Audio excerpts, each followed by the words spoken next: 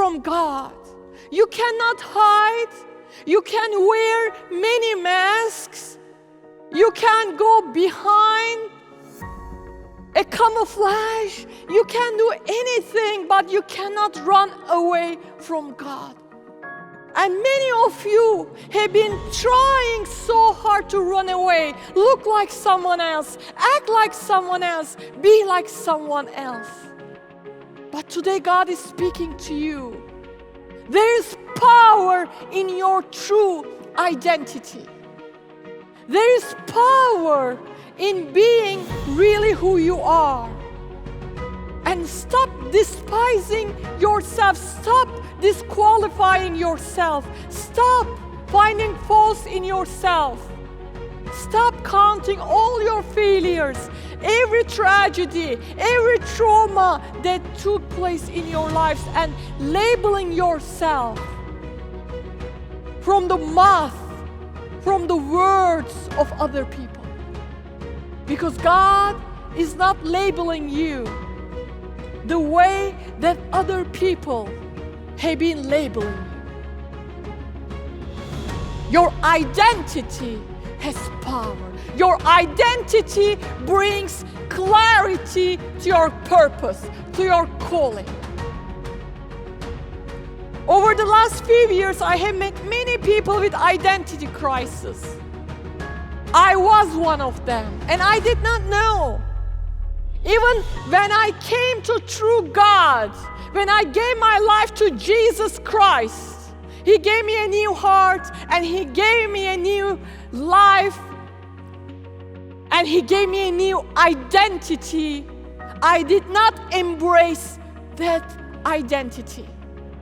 I grew up in a culture, I grew up in a Muslim nation that women were inferior to men. And I always thought I was less than men. I was not good enough as much as men. I remember if I asked something, my father said, "Oh, you are a girl, you don't need to know this." If I did something good, my father said, "Oh, that's not bad for a girl."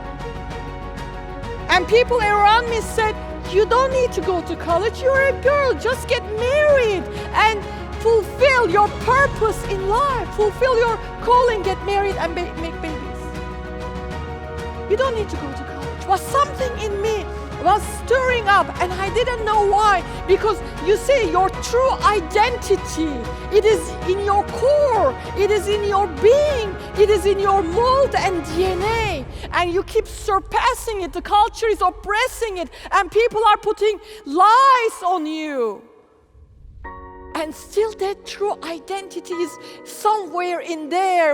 And true God, Jesus Christ, is trying to get it out of you for you to be successful, for you to be powerful, for you to be joyful.